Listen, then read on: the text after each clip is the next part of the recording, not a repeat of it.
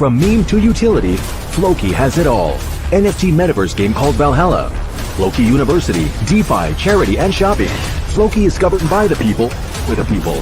Floki, together there is no stopping us.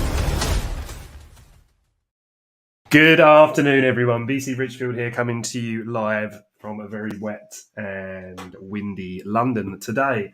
How are we all doing? Big shout out to everybody from the Monday crew who is making the stream live, and also to everybody who watches this on recording. We found out that we've been averaging between sort of 2,500 and 3,000 viewers for these shows recently, which is really, really, really cool. So we have some really kind of long-serving members of the community, a lot of who, you will hear from in the chat. In fact, good morning, Whack, Gio, Erica, Craig as well, and obviously a lot of other people who regularly tune into the show. Monday, obviously, we have that real kind of focus on education, which I really want to keep. I'm going to start trying to do more live shows, trying to get out maybe 4 or 5 times a week with sort of little shorter sessions, maybe some kind of low time frame scalping sessions, which is one of the things I wanted to share with you guys today, if there's something you've got any interest in. But also, I really want to kind of dip into you guys as well. Simon, hello, mate, and happy Monday to you too. I wanted to dip into you guys to find out what it is exactly that you guys need help with, right? We had an amazing time over Congress. We got to bring together some of the brightest and best minds in the industry. One of the things that I think was incredibly successful about it was the fact that we brought people from all walks of finance. People we had, like Mike McGlone, who's like one of the top people over at Bloomberg Intelligence, for example, right? Obviously people like Axel Kaibar, CMT, very similar to Burb. CS Lychee, Burn, hello, my friends. Great to have you here. And a big shout out to everybody as well who's sat in the background. What I was just saying is that I think one of the things it reminded me is that actually, there can be a real common theme of things that people are struggling with. Now, I remember one of the really big eye-opening things for me when I first started working under the mentorship program of ICT many years ago was this idea of kind of the triple screen system, which I kind of touched upon before working with him. But when he kind of like broke it down the way that he did to kind of understand the correlation between the different time frames and how they intersect, and that for me was just this absolute game changer for my bias. And then, refining time and core concepts and looking at, understanding what time I could bring to the charts, what type of trader I wanted to be versus the type of trader that I could be. When I first started out, I couldn't scalp, I couldn't intraday trade, right? Because I was running 2 incredibly demanding businesses in London, and I had to then look at things from a position point of view, from a swing trading perspective. And then when I decided to take this on full time, I then kind of decided that actually swing trading didn't suit me as much. I really enjoyed the screen time. I like to be in and out of positions in a day, not leave things running. So I think we touched upon a lot of those subjects over Congress. And also as well, guys, I think anybody that's in that, we have extended that free access to the group to the 28th. We're also offering a lot more free services at the Nest now as well. So we're running our Black Friday promotion at the moment. You can see in the description, 50% off, I think, most courses, B Pro bits and pieces like that. But if you don't have the ability to join on a paid membership, please don't think that discounts you from being part of it. We've got an amazing public chat where people are involved in. You can still get access to all of our Bitcoin reports. You can still get access to streams and that like this.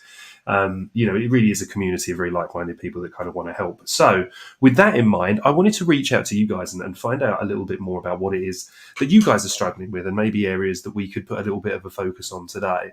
But while you kind of decide that, and please do just be vocal in the chat, I just wanted to kind of zoom out, and I'll just run you through my current thinking on Bitcoin, which is what I released on my Bitcoin report last night. So let me just tidy a little bit of this up.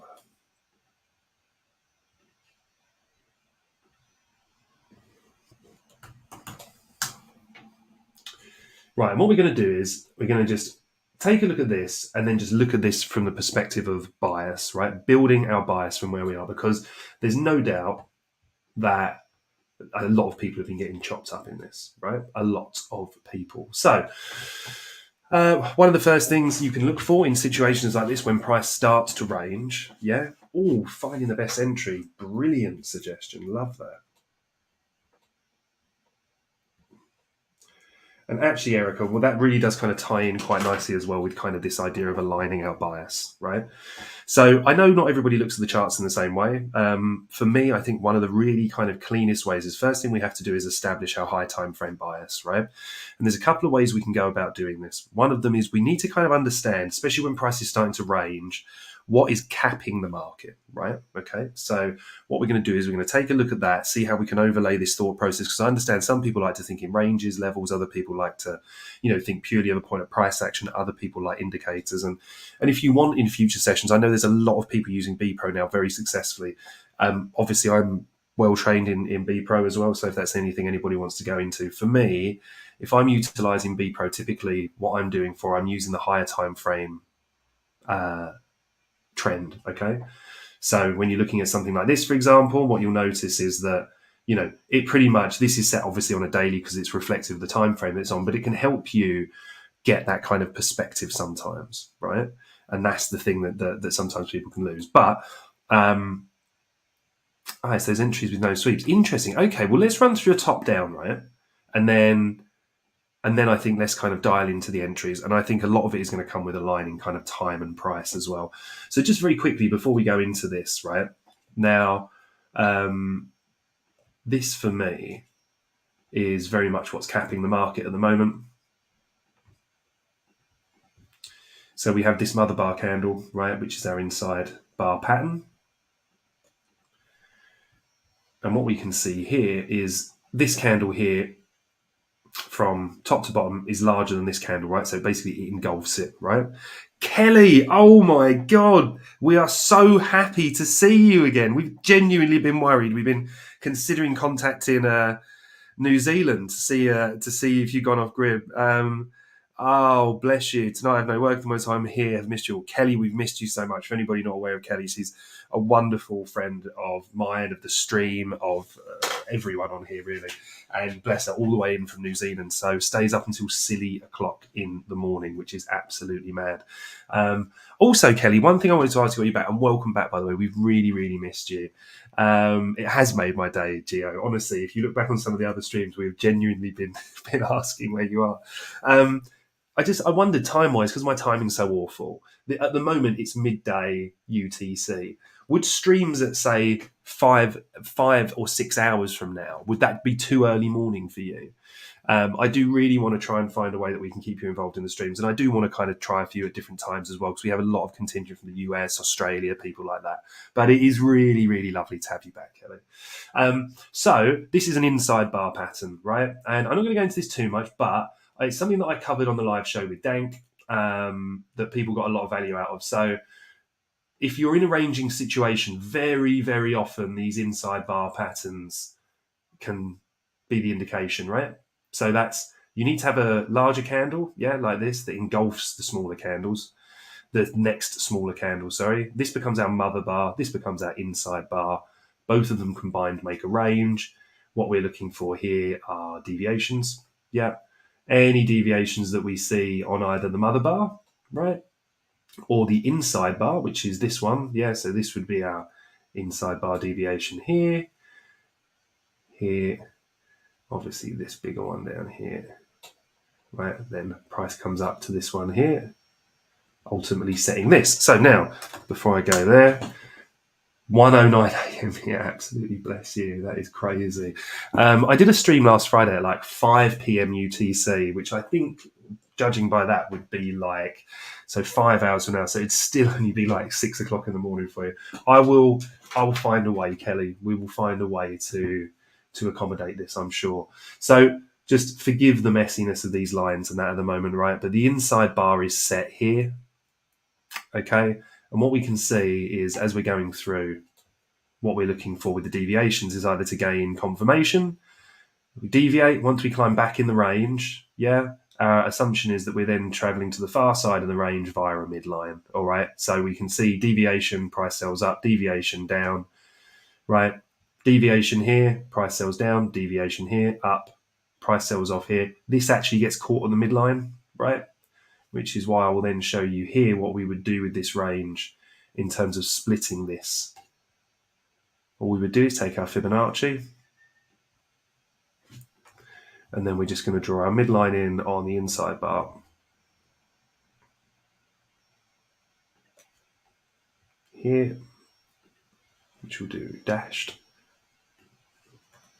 And then we'll ultimately do the same for the mother bar as well, right? But I'm not going to get kind of too caught up on this way. It's just that I had quite a lot of questions recently about looking at where price is ranging and how we would kind of fit that in with our current kind of concepts. Yeah. Ricardo, hello, mate. Short from 38.4. Nice. Really nice. Yeah, again, nice, real high time frame levels. So you've engaged with this key kind of high time frame high here. Real nice, kind of climb back into our main range, coming back down and then going into here. Thank you, Kelly. Yeah, it was. Jamaica was really lovely, and in a couple of weeks, I'm going to Suffolk with some family, so it's going to be really nice. Also, check out my Twitter later when I basically put up the Christmas decorations yesterday. I'm such a massive child when it comes to Christmas. I'm so looking forward to it. Gio's got a good question for us here as well. But just to finish up on this quickly, what we've got here, and let me just get rid of the session break so this doesn't all look too messy. Okay, session breaks, for those of you that don't know, are just our day dividers, right, which you can turn on TradingView. Also, remember, guys, if you have got a TradingView, if you have got a TradingView account, or if you've got a paid account, remember you can get it for free as well. But if you do at the moment, they've extended their Black Friday offer, obviously, because it's Cyber Monday. It's 70% off, which I think is the biggest offer they've ever done. So just saying to you, they don't pay me anything for that, by the way. Just saying that if you do need to do it, I always used to renew on Black Friday because the deals are just insane. They add any time onto your current membership on top and give you a free month too. So you can really, really make the most of it. But anyway, with any level that we have, if it's a key level, whether it's a key high, it's a key low, whether it's a range, we're looking for interactions from price when it engages with those, okay? So as we can see here, any of these deviations, when we close back in the range, we assume weakness. We trade to the midline first of all. If we see weakness at the midline, we trade to the range low, yeah? Now we can see here, price ultimately came down, tagged our mother bar range this time, climbed back in straight away. Look at the reaction from these candles, right? When you look at the candlesticks, I think a lot of people kind of don't pay enough attention to candlesticks. When you look somewhere like here, right, and you're weighing up the wicks, you see this collection of these real powerful upside wicks, each taking the liquidity from the wick before, right? Then when you have this, you have a move lower with displacement, yeah, in here, right? This should be when you start to get involved and you start to think, okay, is the market giving me a signal that it's ready to move, right? As we do here, we move back in this range, we have displacement, price moves up, right? Now, even with this move here, see how we have this reaction, but we don't have displacement. Now, when I'm talking about displacement, I'm talking about fair value gaps, right? So if these are something that you're not practiced or you're not well practiced at getting or you struggle with, you can get like a free indicator on TradingView that's just fair value gaps and it just spots them for you, right? So the reason that we could have entered here and not entered here is, for me, when we leave these fair value gaps, the market's giving you a signature, right? It's giving you a signature that it's ready to move, right? Because when you see them move in, even like this one, right? Fine, price moves in here, but we don't have that displacement, right? When price starts to pop here, we're leaving these gaps, right? Same here. See how price here interacts here? We get this fair value gap in here. That suppresses price across this whole region here, along with this order block. So in terms of how we can overlay ranges, it's not like you have to kind of completely abandon these things, right? If you really see well in ranges, then often these kind of key levels offer confluence with our current thinking, okay? So just to pop out to a daily really quickly, because actually today what we're going to do is we're going to focus on executions. Let me just label that up so we can use that again in the future should we need to review it.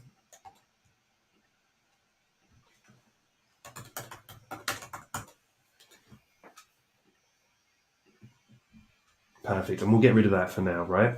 So when we're ranging, we can see, look, price is coming up. Now, our theory, my theory, certainly, and what I've learned over the years is that price is typically heading for liquidity, right? Meaning that we're trying to take liquidity above an old high, below an old low, or we're heading to an inefficiency, a fair value gap to rebalance it, okay? Now, what we can see here is we're looking for our, what we would call, or what ICT certainly would call, a bullish array, or what SC was another huge influence in my trading and in my trading life, which, you know, is a consolidation. We're looking for these down close candles to support price higher, right? Now, If they're adjoining down closed candles, then you want to make an allowance for all of them, because it just means that they're they're higher time frame single candle. Like if we went onto a 2-day, for example, you'd have a single one here, a double one here, etc. But what really makes them important for me, and unless there's a fair value gap after it, I allow for these ones, the top of the body down to the bottom of the wick, right? Now, what these do for me is I'm looking for these to support price. So see this high here? This is the high of the order block overall. When we close above it here, which we do with this candle, we're then looking at this to act as support, and then we're looking for price to move to the next form of liquidity, right? When we take liquidity, let me just make that a solid line so it's a bit clearer and do it in our typical red color. When price runs up here and takes liquidity, look at the reaction, right? Now, when we engage with an old high, we expect some kind of corrective move. Price can, of course, just blow through it completely and just keep going, right? Like, let me show you an example of that, which is what we've got here. Josie, hello, mate. Good to see you on the stream. Right, so we've got this high. Now look at the move from price here. Look at this huge move with displacement. Look at this big fair value gap, right? Ultimately, price got up to this level, which is a higher time frame, higher from previously, but we still had that big corrective move. Now with this one, if we were in here thinking, okay, we're probably going to get a correction, because technically what I would be looking for here is we've left this fair value gap, right? So I'd be looking for price to attack this high, like this candle did, but then correct down towards this before continuing up. If, however, price closed below this, and that has to be on the same scale, right, then I would be looking for price to come down, right? So let me draw that a bit better for you. If price had come down here and we'd had a reaction and price had closed below here, my expectation is that price is then looking to attack this low, and then ultimately these equal lows down here. All right. So whatever happens when price engages with the key level, what I'm trying to say is that we need to have a plan, right? So it's actually a lot easier in ranging markets a lot of the time, because as we're doing up here, we're just expecting price to take out a high, then we're expecting it to come down, rebalance, then attack another high, come down and rebalance. So with that in mind, let's look at recency, right? So we can see that we've taken this high. Now, the issue for me here on the daily is that I have to retain a daily bullish bias, right? Because, well, first of all, we've closed above this. So this is kind of like a gigantic order block that should be supporting price. Now, unfortunately, it doesn't give me much more aside from that. However, these equal highs here were a really good clue that we could have a corrective move here. And also we can see here, price is kind of coming up, taking this high, correcting down, struggled up, struggled down. There's a lot of indecision in here. We've got to remember we've come off of a very news-driven week. Obviously, a lot of the FUD that came out about Binance, etc. So if I don't have a clear read on a daily chart, the first thing that I do is I then move down to a 4-hour chart, right? And apply exactly the same principles. So we can see price engaging with a low here, So we've taken sweat below these lows. Whenever we see these untapped lows, see there's 1, 2, 3, 4, 5 down here. These create pockets of liquidity, right, for price to attack. So as it's driven into here, we can see we've had that nice reaction. So what have we done? We've taken out a low, So our expectation now is for price to come and rebalance an array, which would be a fair value gap. Also, you can look at order blocks, especially if you have incredibly efficient price action like this that don't have any gaps. So we would just look at this and we would say, okay, well, if this is our price leg down, price has taken a low, our minimum expectation is for a correction back to this, And if we looked at the high and low of this move, you could take a Fibonacci. This is quite tricky actually, because again, the price action isn't that clean, but we know this high that's taken a high and this has swept a low. So that's one of the cleanest ways that you can draw your premium discount ranges, all right?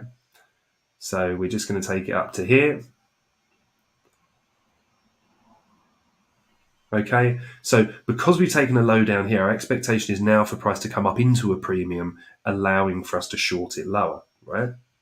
However, what we can see here is this up close candle, So the opposite of what we were doing with the other one, This is a bearish order block, meaning that our expectation is for this to keep price lower. However, what happens is we blow through this, which is a sign then that price is looking for liquidity higher up.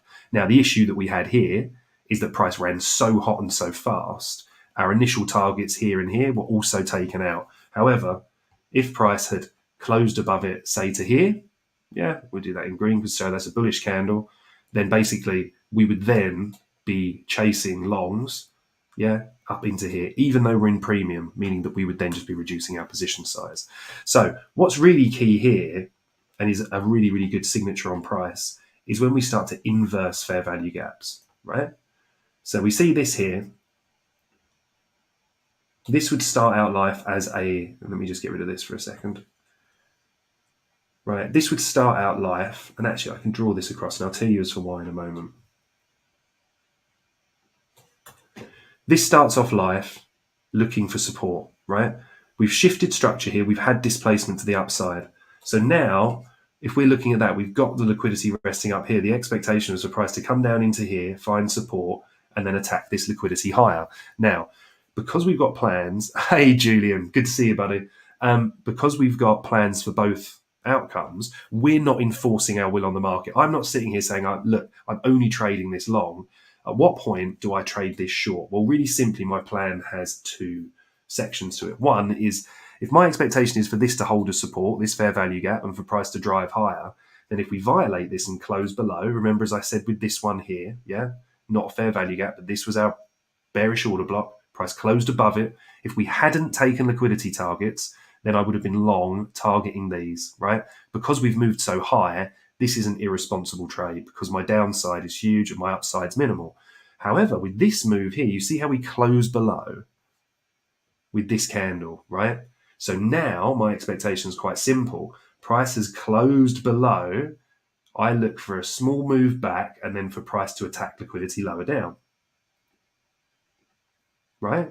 So they're my two plays. Now, what we can see here is that actually this allowed us to get on board, take a trade lower. We didn't reach our main target. Not a problem, because when we look at this on a lower time frame, even if we'd been a buyer here, to the bottom, that's over 2.5%, which would be a huge day trade, all right? Huge. So that's why it's really, really important to know our buyers. Now, what else played into this was the fact that when this fair value gap turned from offering support to resistance, it becomes an inverse fair value gap, right? So I draw them as purple. Now, what else offers me confluence here is this. This bearish order block here that failed to protect price going up has now been closed back below, right? And we can see again, these areas become like pivot points, right? If this has offered resistance as it comes back down, we expect it to offer resistance again. On this case, it didn't. However, this is very, very typical of ranging markets, right?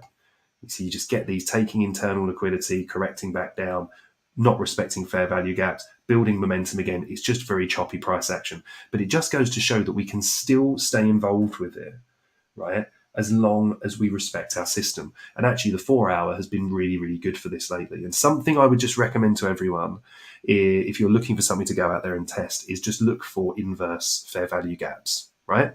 So just quickly before we kind of fire on, then on the hourly, and I really like using the hourly on crypto, something you always want to kind of look for are impulse moves, yeah? So there's no denying the fact that that is a stronger move than typically what's been happening in previous days. And one of the things you can do is go to your settings, go to your events, click on your session breaks, all right? And then basically it shows you the days. Like look at the move up in this day, right? The move up in this day, bottom to top, was 7.45%, right? Now, what was the move on this day as well, bottom to top? 6.23. Nice, okay? What about this day?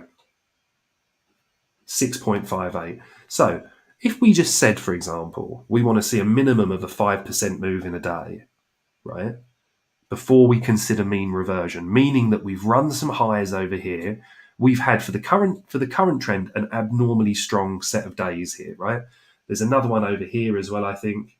If we take this top to bottom, there we go, meets our 5% parameter.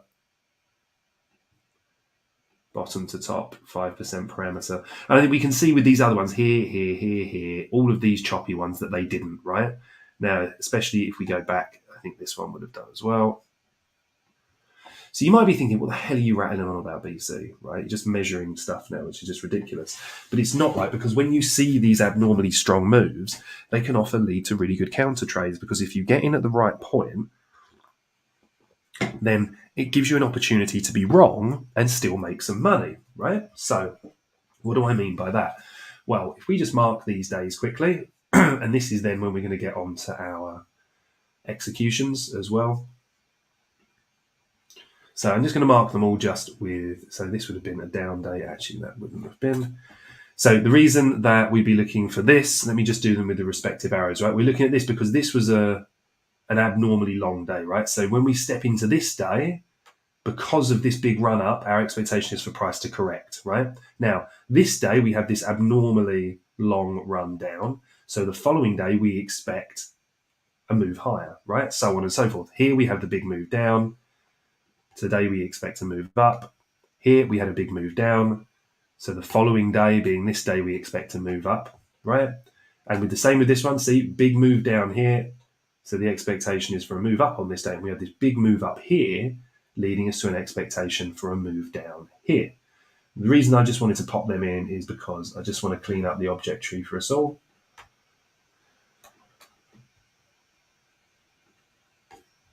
Right, so we're just looking at that parameter, because look, what happens is when price gets manipulated in the market, quite often you see these really big explosive runs. Now, yes, you can absolutely be wrong, yeah? Like you would be like, for example, with a lot of bull run momentum, right, that you look back here, but it's quite simple. You wouldn't be looking for these kind of moves when you're running in a hot trend, right? Purely because you're just, as we said before, you're just looking for, if you're running like we have been, Bitcoin's been in a nice upwards trend, nice impulse moves higher. We're simply just waiting for the times within our days to get pullbacks in the market and to find key areas of support where price can continue moving up. If price violates that support, then we're immediately aware that we're either counter trend trading lower, meaning we reduce our position size to minimize our risk, or we're waiting for price to come down to the next level of support in line with our plan to jump back on board with the high time frame bias. When price is ranging, we can look for these anomalies, yeah, and then we can overlay them. You know, and something else you can do as well is if you want to bring your ranges back into play, for example. Yeah. See these? This wouldn't have been bad, would it? You would have got a long on this day, short on this day, long here, long here, long here, short here. So this is where I'm talking about confluence, right? Now, I'm personally quite like my chart to be quite clean, but what I want to do is just really understand where these key kind of areas of reaction are. So as we go into these days, we've already got our bias set, yeah? So then we can do something like going on to an executable time frame. And I don't know what particular time you would trade. I mean, poor old Kelly over there must be trading like, you know, he's going to be exposed a lot more to Asia and stuff. Morning, Tammy. But yeah, so basically just know your trading session. But once you've worked out your bias, and this is, by the way, I know I sound like I lose the plot sometimes, but this is going to lead on to how we can execute, all right? So for me, I favour the New York sessions. I do trade London, but typically I trade traditional market assets in London, right? So I would be looking at Forex and indices, okay? Mainly Forex. But what we can see here is, and hopefully you guys can see that clearly, but these lines at the bottom, that orange one is London. Yeah, that's actually set a little bit earlier because that's for the FX Open that I monitor, right? In equity markets, we would be looking at this from 8:30, right, which is here. And then we have our New York trading session here, the AM session, which kicks off at 1:30 in the afternoon, right, which is 8:30 their time, 5-hour difference. And then the evening session here. So what I'm looking for is I want to take trades in line with my bias, yeah?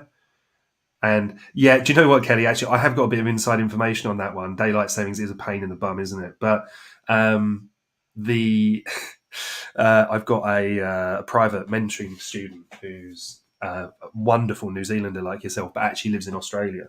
So we have our sessions quite early in the morning UK time, and so we do a lot of work on the Asia sessions. There's actually a really interesting Asia system that we built where you use like a 4-hour time frame as your bias, and then a 15-minute as your framing, and then like a 1 or a 2-minute for entries. That usually works really well. So you have to let me know, actually. I'll definitely cover it on one of the streams for you, and we'll start looking at the Asia sessions because Kelly's basically trading, you know, this kind of area here probably into the beginning of London, right? So a really great way and thing you can do with the Asia session, maybe not for poor Kelly, but typically when you see Asia consolidate like this, right, you normally, or not normally, but when you see this deviation in London, or if it consolidates through, right, see how that price just runs the Asia high, then you're always, you're looking then to target Asia low and often for continuation in New York AM and reversal in PM. I won't go into the intricacies of that, but do remind me in future sessions and we can definitely look into those. 2P, hello, mate. Tyler, welcome, brother. Good to see you guys. But yeah, let me know, Kelly, because I'll send you over my testing notes and stuff on that. I don't, it's far too late for me, Asia. When I was in my 20s and stuff like that, I used to sometimes stay up 2-3 days straight, especially being part of like SC's cohort. He used to trade 3-4 days on the bounce in bull market conditions, but it's not the best way to go to me. Not for me anyway, and it certainly took its toll. So I'm trying to be a little bit more composed these days. However, right, before I ramble on too much, look, this is what we're doing.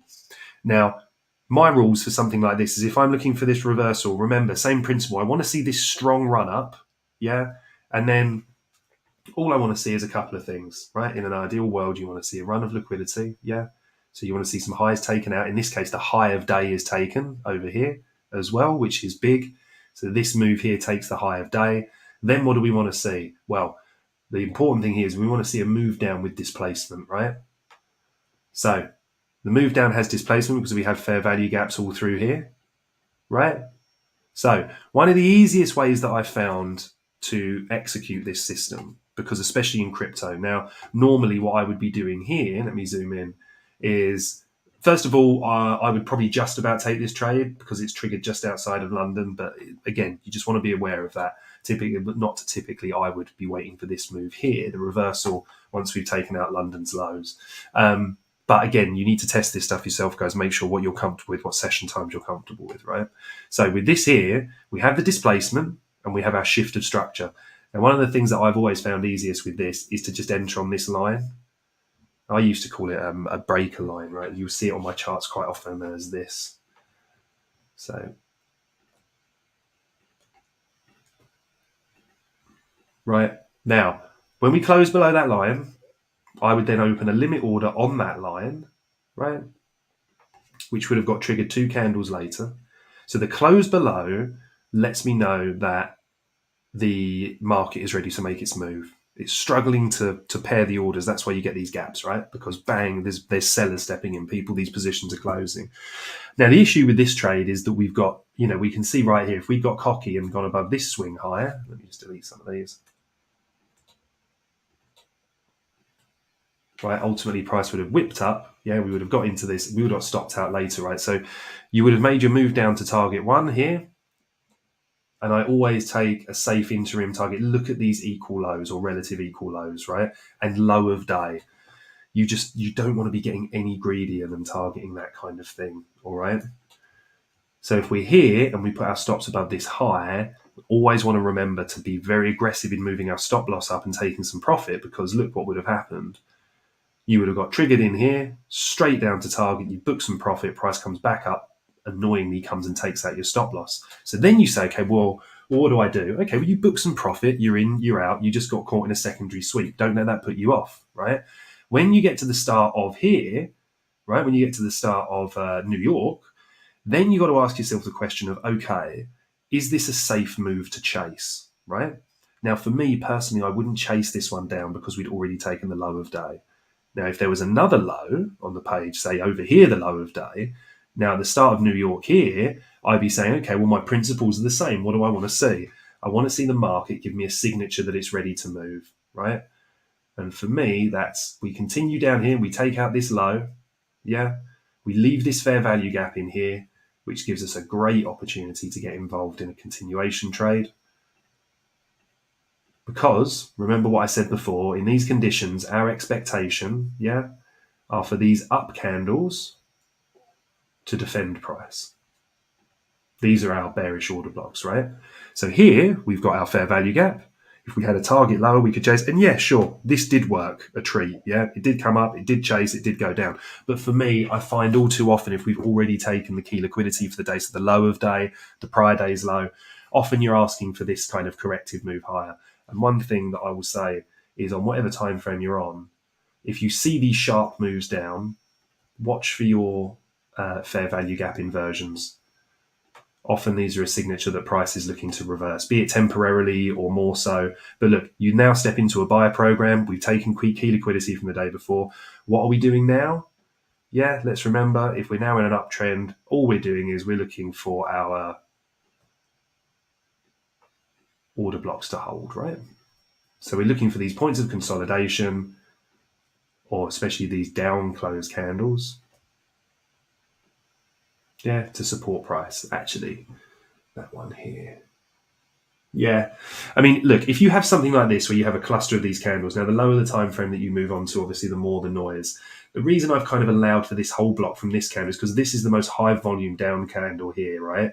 And it kind of it encompasses all of the other bodies of the down close candles. So better safe than sorry, but technically if you wanted to, you could take it from these last candles here. All right, and we can see again, price moves away, no problem. What does it do? Comes down into this fair value gap, comes up. Once we close above this order block here, yeah, and again, you can make an allowance for these ones as well because these kind of sit over the top of it. Again, I would just always say, just make sure that you do your own testing on this and find out what you want to use. But price comes in, close above, offers support, right? And then that's all we're looking for. We're then looking for these down close candles, right? So when you're still within the region of this, my allowance is for that. I would then move to these down close candles here, right? Or certainly extend this one across as well, because again, they're in the same region because we've had that impulse move away. Okay, so you notice how we're using the up close candles to keep us in our downtrend. And then as soon as we reverse here, we look for our inverse fair value gap, right? And then price then starts to move up. So does anybody have any questions on that? Because I now want to kind of spend the last part of the show going over some executions with you guys so that we can look at how to kind of pick these entries.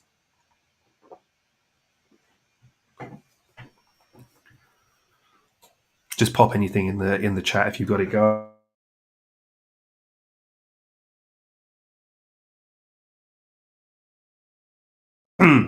Also, remember, this is all recorded as well. So if it just sounds like I've just been rambling a load of gibberish at you for the last kind of 35 minutes, then the recording might help kind of add a little bit of clarity. But I won't go over it, but let me just quickly just kind of take you back through these other days as well, just so that we can say, okay, let's not forget, how we're aligning ourselves with our bias.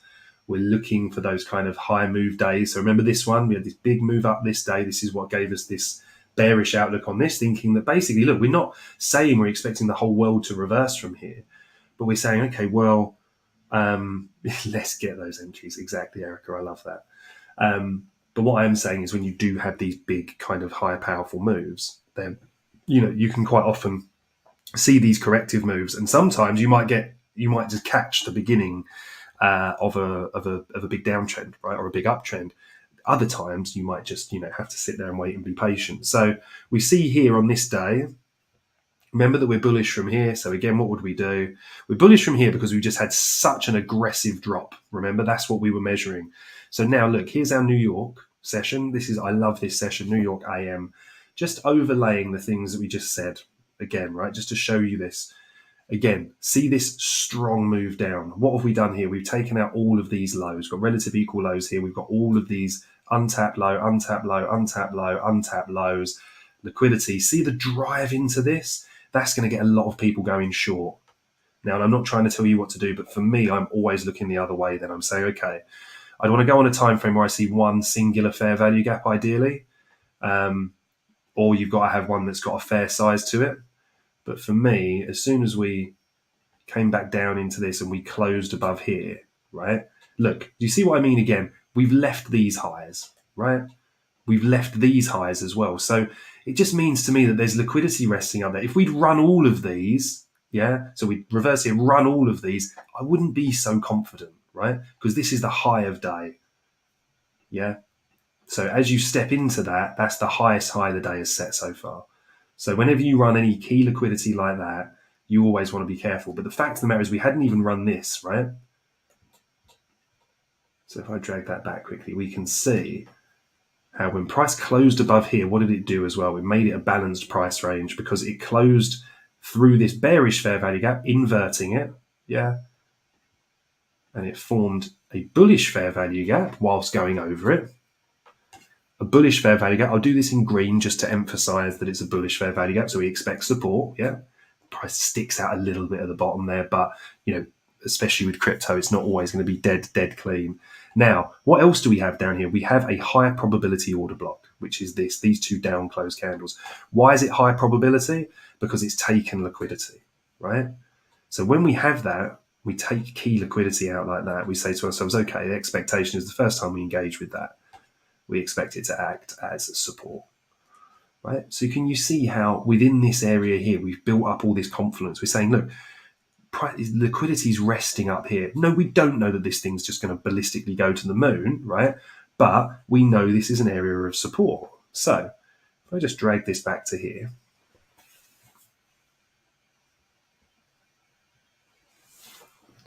then we've had this run up. We now want to see this area act as support. So what can we do to be involved? Well, we can just use exactly the same entry as we used last time, which I used to call the breaker line, right?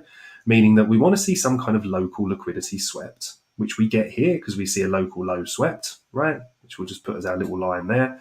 So price has induced these, yeah? So it's induced these. So that means that basically these now, because people that were long here in buy orders, this turns into a market sell order. If they're wrong here, they're stop loss. These sell orders get filled with buy orders. Then what do we want to see? We want to see a market structure shift, right? With displacement, meaning there's a fair value gap. And then on the confirmation of that fair value gap, pop fair value gap in here, close above, right? This candle here. So you need to wait for this candle to close to confirm the fair value gap. Then your limit order goes live. You and then have 2 more candles that it tags you in. So we'd be in here. Our stop loss goes below the swing low here, always a few points. And then I like to see a 1.4, 1.5 before first target, right? Which we've got pretty much perfectly here. Yes, our expectation is that price goes a little bit higher, but all it means is that as soon as price gets to here, we can book a little bit of profit at 1.5, or at very worst, move our stop loss up to entry. Yeah? So does that make sense? So let's look at another example, yeah, so that we can just look in and work on nailing those entries. So, Erica, in terms of entries, is this the type of thing that you mean in terms of when we highlight a trend, right? And then we use our high time frame to tell us the trend that we're looking for, or we're looking for some kind of impulse move, like we've been looking for these kind of, abnormal, for want of a better term, days where we've had these impulse moves higher. Or was there anything else as well that was really yeah, so perfect. Okay, well, let's just keep running some examples then, right? So let's go back to this day, yeah, because this is a little bit of a trickier one, doesn't look as clean, and we can cover this day and this day here. So let's run ourselves back to here.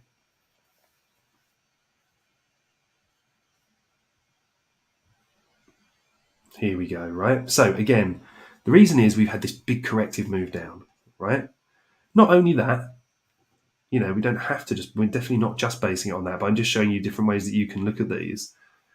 But if I'm drawing my premium discount range, why? This is the move that took liquidity. So this is our dealing range. This is taking liquidity from the high. Once it crosses this from the low. So as soon as we start to set these down close candles, that's when we can take this as our dealing range. Now, the principle is that if we're in for a corrective move here, which is our expectation because we've taken liquidity above these highs, right, is the price is going to make a move down into discount. Yeah. So that's the bottom 50% of our range. Now, that also aligns quite nicely with the fact that we've had this big move down, so our expectation here is for an up day. Now, if we're doing the same here, right, so this one's a little bit trickier because I would actually probably consider this one larger dealing range. Yes, we've taken some kind of liquidity here and here, but it's very much internal to this move. So if I'm allowing for that low at this point to this high, then we can see that when we come over here, we're also in this buy zone, right? So just to show you, that's how you can overlay your premium and discount ranges. Typically, you want to just look for clean ones like this, where this is clearly run key liquidity of the lows, this expensive move higher. The impulse move has taken out liquidity above these highs. We can see we have this nice kind of impulse move higher, gives us a really clean range. This is quite tricky. You have a lot of little internal sweeps. If that's the case, I look for the key liquidity sweep, which would be this, because that's taken out a high time frame level. And then for me, when this comes back down below this low, remembering also that this is what makes up our mother bar and inside bar, then price sweeps liquidity. So again, we can see how we can overlay these factors, right? So I'm just going to shut that down for now, but we can see why we'd be sellers in here, buyers down here. So from here, on an hourly, I'm saying to myself, okay, if I look at this day, right, even on an hourly chart, always start zoomed out. If my expectation, and I don't want to consider bearish trades, I'm not even looking at shorts, right? I'm purely and simply looking for longs and targets for those long trades, okay? So as soon as I go into the day, I'm mapping out. So I'm interested in my New York session starting here at the blue line. I want to map out the high.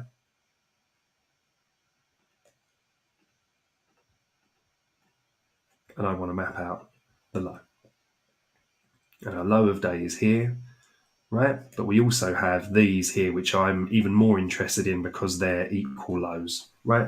Can you see that? See how the wick of that candle and that candle stop almost dead flat. Now, what I want to see if I want to go long is price to induce, right? Meaning that I want to see it run the stops down here, yeah? Creating a pool of liquidity that buyers can step into and drive price to sell it at a higher price. Does that make sense, guys? So we've established on the higher time frame what our bias is. In this case, it was the 4 hour. We've drawn our premium discount range, and we know that from a risk to reward perspective, that longs are getting rewarded down here.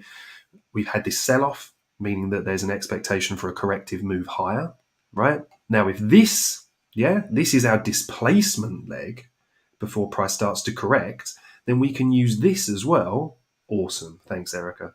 We can use this as well to overlay and say, okay, well, where's our expectation for price to go? Well, back up to here, right? Premium.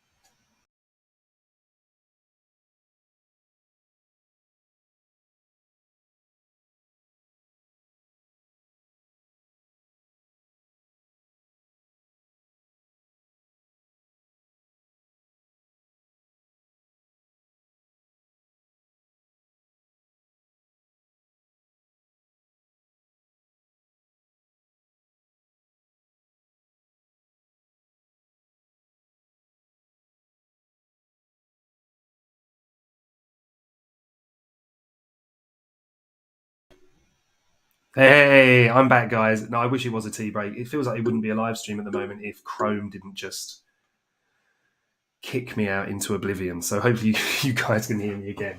I'll just cat back up on this. I actually treated myself to a new Mac. So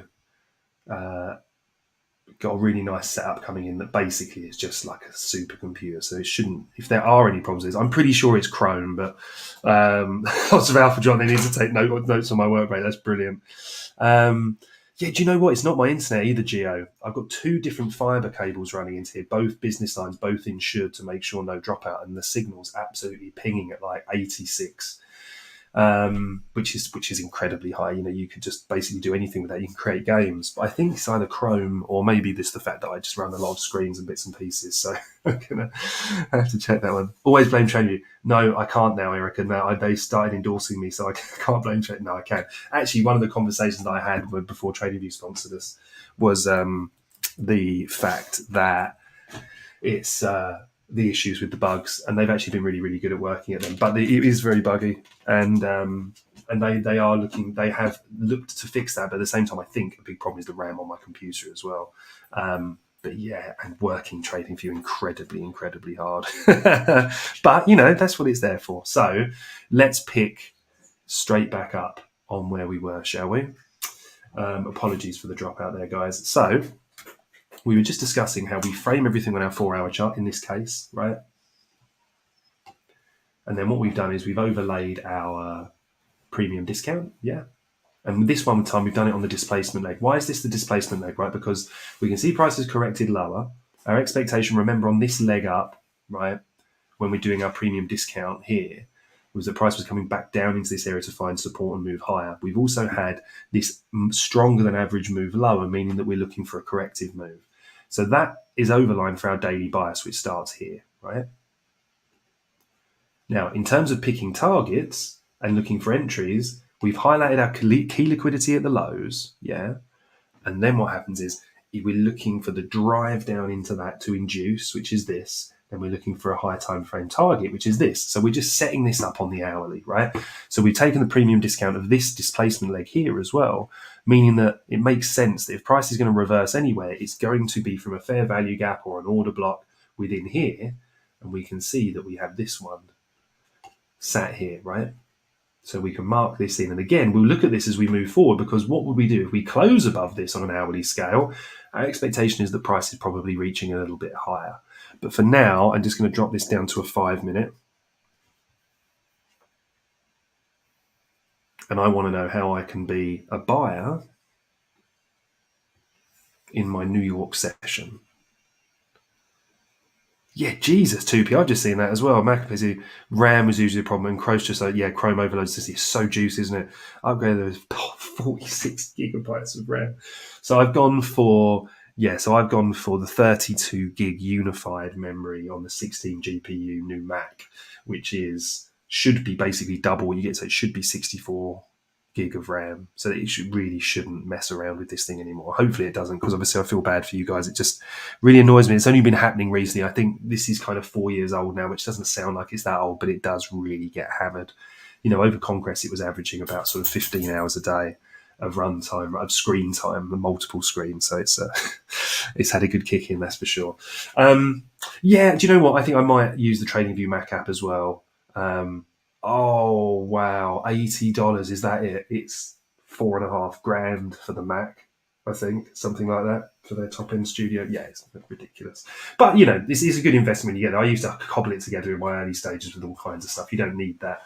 I just one of those people that's kind of set in my ways, maybe a little bit because of my age.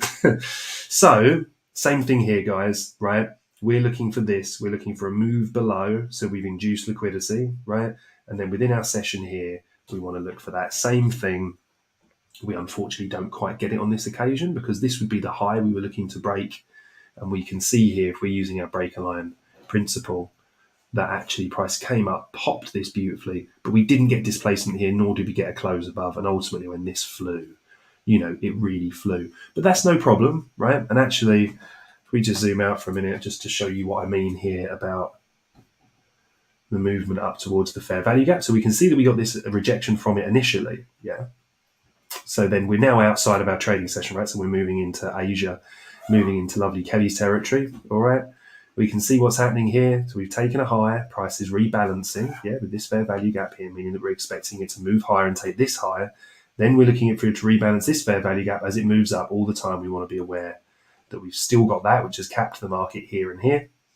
So then we can just monitor it, right? If we're not getting that close above, yeah, then we know that within here, we can still favour what is overall our bearish trend, right? Because we're still up here.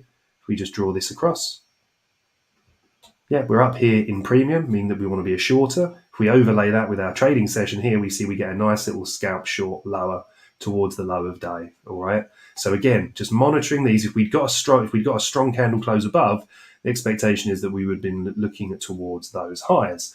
So now let's delete this and then look at our executions on this day here. And we're just going to run a couple more of these examples, and hopefully this becomes clear. But do please let me know. Yeah, wow, and ouch. It's they are incredibly good machines. They are, but the cost of some of the stuff is pretty exorbitant. A friend of mine is a very high-end professional photographer, and can't tell you the amount of money that he spends on his Mac setups. So we're now in this day. Remember, we've had really strong run up here. Yes, let's just zoom out very quickly again and say to ourselves, right, where are we getting our bias from here? Strong run up here. My expectation would have been for price to come and take this higher. However, we've taken liquidity above these highs, which is why it's always really, really important to make sure, yeah, that you're monitoring these. Because when price engages with this one, we might get a sell-off here. This might be the corrective move for price to come into here before attacking higher, right? See what I mean? Big move up here. What do? Draw in premium and discount. So if price engages with this higher, it's engaged with what? External liquidity. Our expectation is for it to come down to internal liquidity. On a 4 hour, where is our fair value gap or order block that's down in discount? It's here, right? So external to internal. I'd also be watching this because in strong trends, you can very easily get price come into this, find support, and then move higher. But again, we're just monitoring these things and we move to a lower time frame. So that's what set our expectation as we move into this day. Remember, this is going to be Thursday the 16th. So now we drop down to our hourly chart and we're going to do like we did before. I'm going to say to ourselves, okay, well, if we're looking for a move down here, let's tell the story of price. Price set this bearish fair value gap, which is what is capping the market, right? Now, it set these up close candles here as well, right? So remember what we said? The up close candles should be acting if we're presuming, and at this time it is an assumption because we don't have a market structure shift yet, but our assumption is that if our theory is correct, this bearish order block here is valid when we close below. So in London, we close below here, meaning that in New York, we want to see prices swept higher, and then we're looking for a way we can get involved, and we want to be involved down into here, right? I would actually be looking into this certainly as an area of interest because we're expecting it to purge into here. But remember, the reason we expected it down here was because of our premium discount range that we drew in. So now if we move down to an executable time frame, Nemesis, hello mate. Oh, that's very kind of you. It's probably too kind in truth. There's some really good people out there, but really do appreciate the words, my friend. So look, can you just see, I just don't know if I'm describing it clearly enough, but just how we can look at these areas, our expectations for the grey box to provide resistance, right? So it draws up. Then when we set this order block, which we do by the end of London, where we close underneath it here, so it's valid basically from this line, yeah? Then what we're saying to ourselves is, okay, well, where can we get involved? Now, again, we find ourselves stepping into a really strong downtrend here. So we need to have conviction. For me, in truth, this has moved a bit low already, right?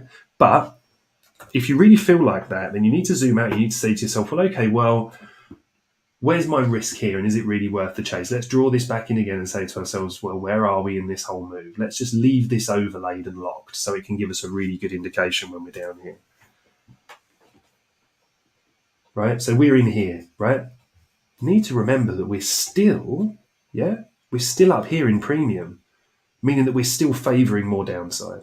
And how much downside do we need? Well, if we look left, something I live to target are equal lows. See these? Yeah? Equal lows.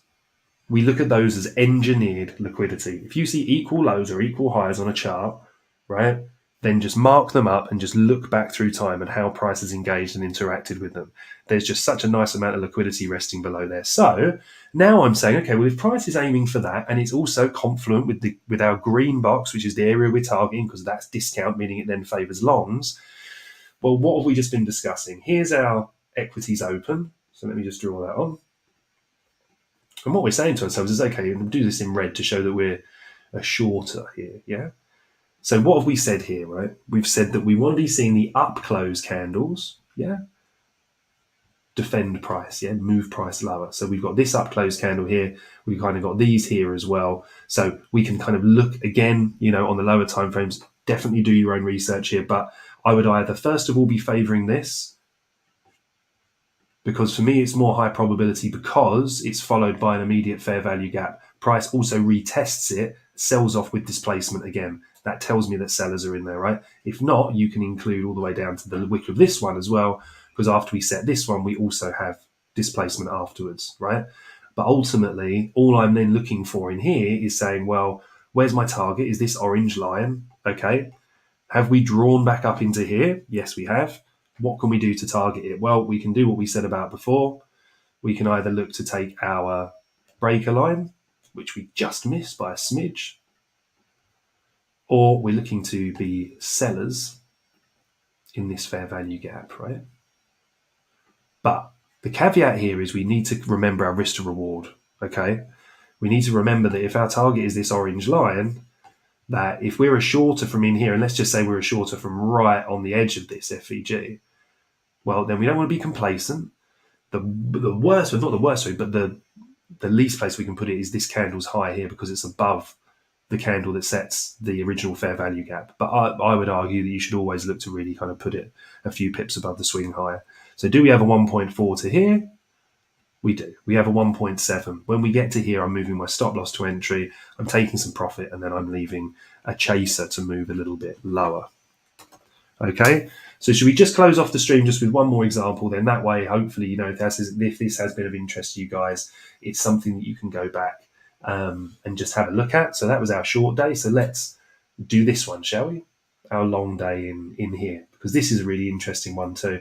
Obviously, that's off the back of the fact that we've had this long down move here. So we step into this day, and that's the reason that we've got this bullish bias. Okay, so this is Wednesday. If we go on to an hourly now as well. Oh, awesome, Erica. Yeah, guys, like with all of this, it really is just practice, practice, practice. Crypto Roundtable, thank you, brother or sister. And Gregory, hello, mate. Hello, and good morning to you as well. So we're now just going to focus on this one Wednesday. So remember what we said.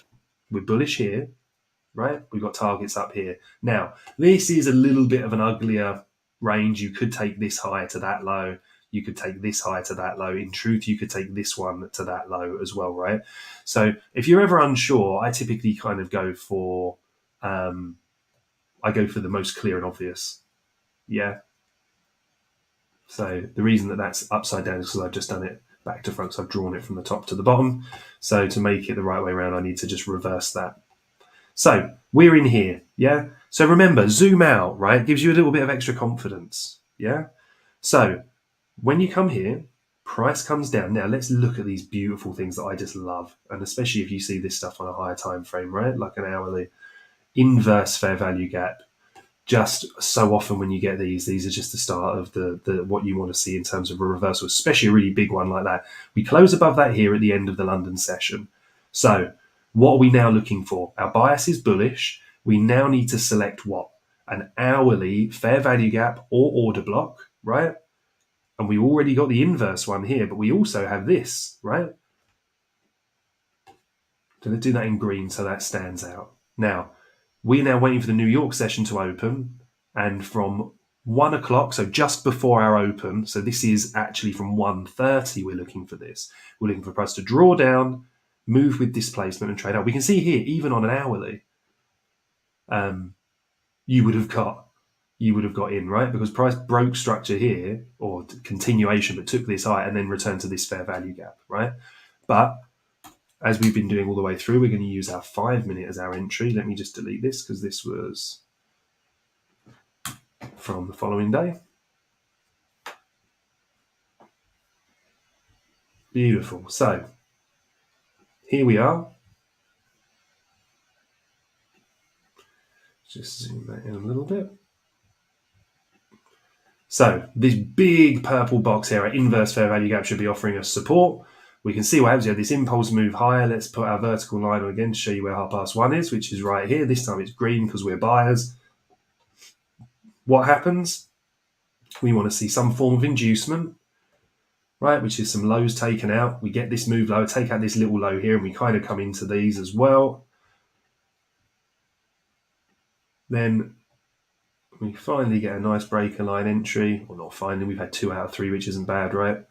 So you can either be you can be a buyer in 2 ways here, right? Price moves down, takes liquidity. We get the move up with displacement, telling us it's ready to move. We can be a buyer in here in the fair value gap, right, which we'll leave in green as well, because again, we can see we dip into here, or we use our breaker line method, which is the most simple way to do it, which is just putting a line on the higher that we're looking to break, waiting for it to be broken, waiting for it to be closed above, which is this candle here. The importance is that the move up has a fair value gap in it, showing us the displacement, showing us that the buyers are willing to step in. And then when that closes here, our stop loss goes under these lows. And then we would just kind of zoom out. We can see we've got our pre-made target up here, and this actually would have been a really lovely trade. You see? So you can see the 6.5R, right?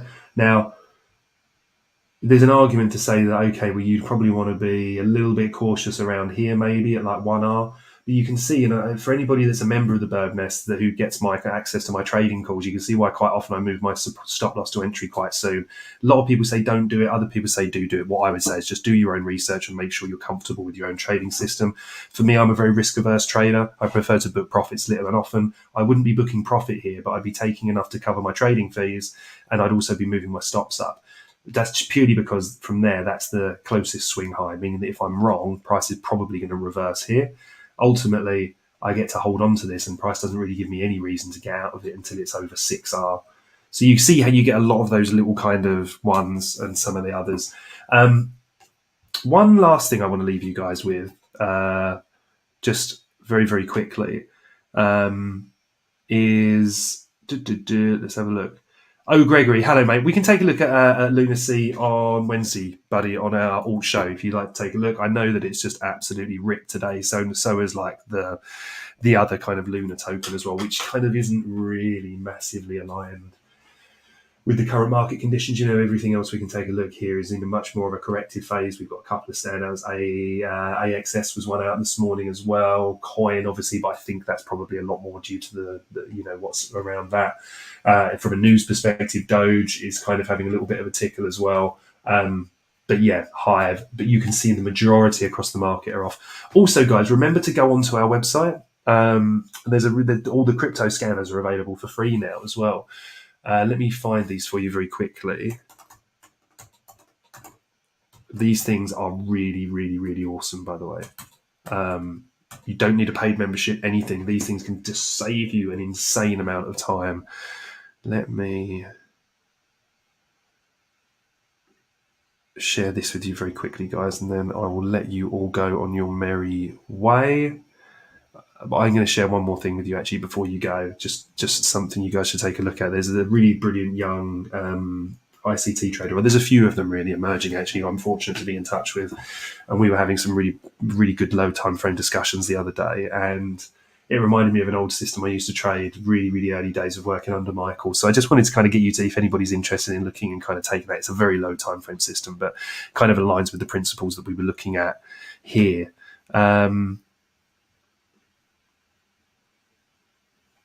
Right, perfect. So if you go onto the website, right, you come into the homepage, you've got the birdnest.com, right? Now across the top here, yeah, see under tools, crypto heat map.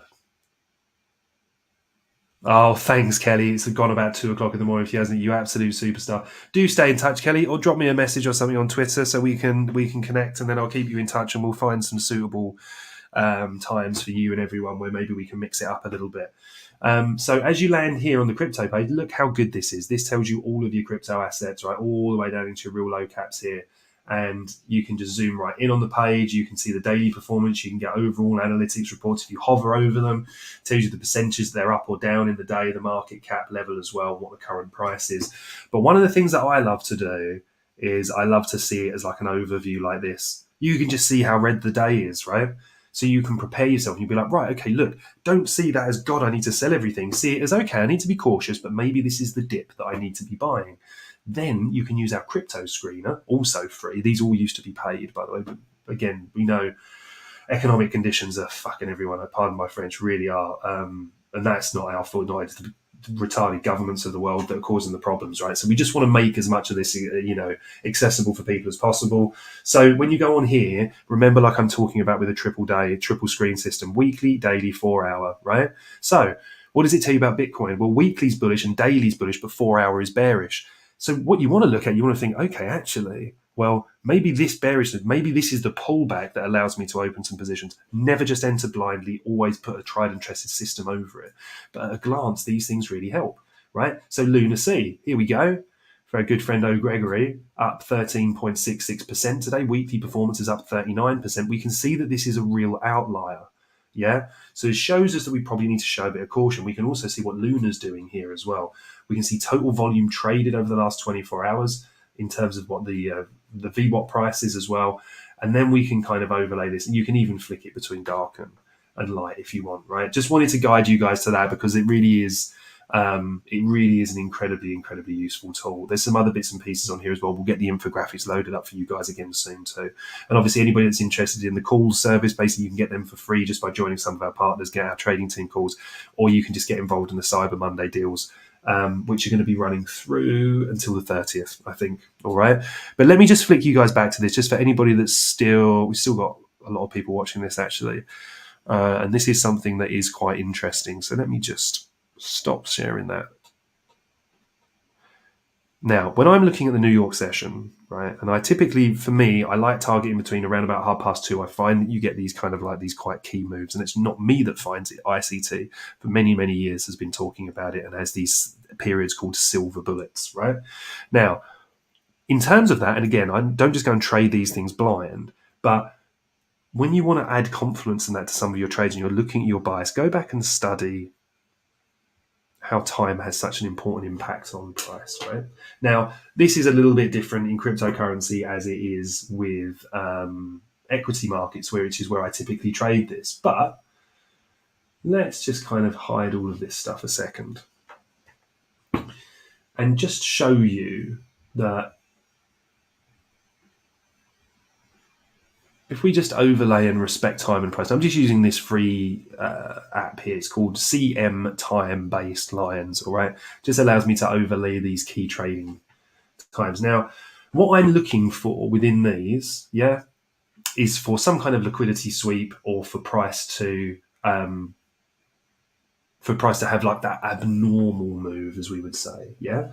So to give you an idea here, and actually this needs to be like a 2-minute chart, or that's certainly like kind of my favoured time frame for trading it anyway, is so here you see we haven't really kind of taken anything key. We would look at the low of day here, right? So because the low of day is swept, which is this low, now what I need to see is I need to see a 2-minute fair value gap inversion. And actually I'd probably move the time frame up on this a little bit. I'm not going to do it to mess about with it too much. Because I would move it so that this just represents 1. Yeah, so at the moment it's 2. So I'd move this to look at like a 3-minute chart, for example, and just work to find the cleanest one. But basically, look, see how we don't get a close above that? We got a close above that, I immediately scalp to this high and further up. Okay, so let me see if I can find you some other examples. Okay, this is a good one. Okay, I don't think we quite know. Because we leave the equal lows there, I want it to be like a really kind of clear and obvious move, right?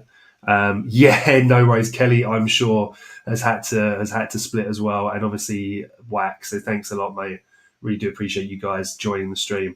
Just wanted to kind of give you this kind of thing that you can play with, right? And again, this is something that I use on the Nasdaq, and here we go. Yeah, something that I use on the Nasdaq, and also currency markets. So we get this close above here. Yeah. When we get the close above there, I'm either looking for price to then draw down into a fair value gap as it does here. And then we're literally just looking to trade it higher into these highs. Ultimately, we don't attack this, but this is our first internal high. Yeah. So these are just really low time frame scalps. Our stops would go under here. And this is something that Kelly's still here, one absolute soldier.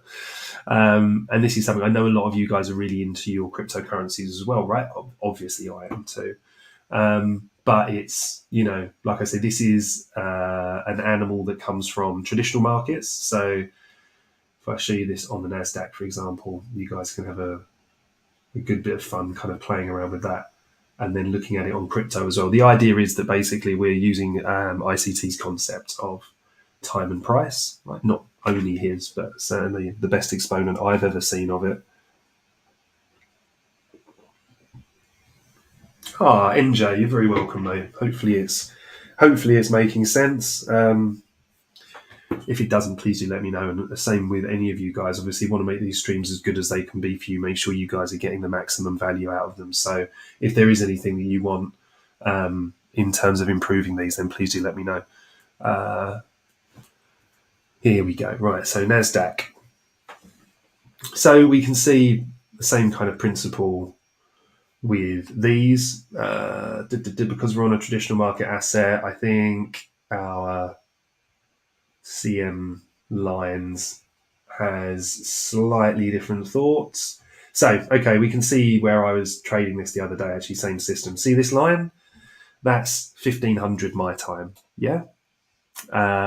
So again, look what we get. 2 minute chart, inverse fair value gap. Here's our entry. Actually, market entered this one as we closed above, targeting liquidity above this high and this high. We get ourselves a nice little scalp trade. Just show you one more example. And again, this is just utilizing time and price. This one was successful as well, but I wouldn't have taken that. I took this one to the downside, right? Close below it here. If I just zoom in, you can see. Remember what I said, we're looking for these abnormal moves higher, right? So I wanted to say this one, but before 3 o'clock, henceforth, we haven't got the entry. Ultimately, what do?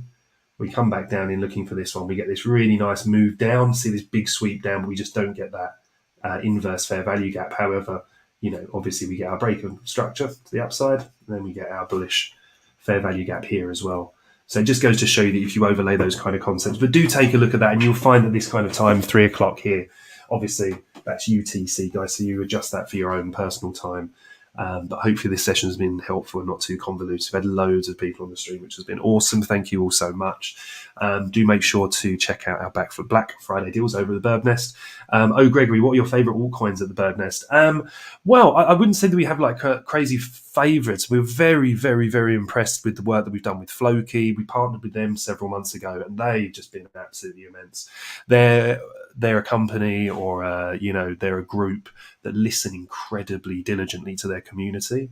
At the Nest, we're very, very careful who we partner with. We try to partner with either the best up-and-coming or most established companies, purely because we don't ever want to, we can't ever be accused of shilling anything to anyone. We do our due diligence. We're always very open. But our focus is on education. So in terms of those, Floki is good, really good, amazing community. Guys, if you're looking to invest in these kind of altcoins, first of all, check out our fundamental team. They have amazing insights into that. But just always make sure to check out the communities, right? Communities tell you a lot about these people, how active they are, how passionate they are about it, how quickly they're getting responses. Someone like Floki, for example, the team are out there just constantly iterating, right? Okay, this is what the community wants. Let's do that. They don't lock up loads of tokens so that people can kind of pump and dump it. It's evenly distributed. It's good tokenomics. You got brilliant white paper, great use cases, brilliant partnerships, stuff like that. You can find out so much more before you have to dig into the financials and everything else and bits and pieces like that. But what I would say, guys, is just keeping a look on the updates as well. We had a big drop in Thor-chain recently, which the guys bought up for really healthy profit. It's not actually my area of specialty, so I don't like talking on it too much, purely because there's others out there that are better than that than me. So I bow to to them on that. I just kind of look a lot more at the charts and the intraday price action trading. All right, guys. So look, thanks so much for sticking with me today. It's been amazing to see you all. Lots of really great new faces and obviously some real old school legends as well on here. Guys, if you've got any questions, do please reach out. If you're interested in Black Friday, you can get 50% off. You can find the link and details in the description. Please do remember you can join us for free as well. You can be part of the public chat. You can still get access to the Bitcoin reports, some of the live shows. I'm on here doing the content as well. And also, if you're interested in the trading team calls, which have been unbelievably profitable this year, then you can get that as well by joining one of our partners. All right. If you've got any questions, reach out. But what I would just say is just focus on education, guys. Make sure you're ready for this. If this does continue in this fashion, there's going to be a lot of money to be made. Yeah. You too, guys. Thank you for all the lovely comments. Have yourselves a fantastic week. Wednesday, I think the stream is going to be changed on Wednesday, actually. So I might try and get myself live with you guys tomorrow for a little bit and then probably be back on Thursday as well. All right. Have a fantastic week, guys. Trade safe. And do remember to look after yourselves and be good to one another. All right. And I'll see you soon.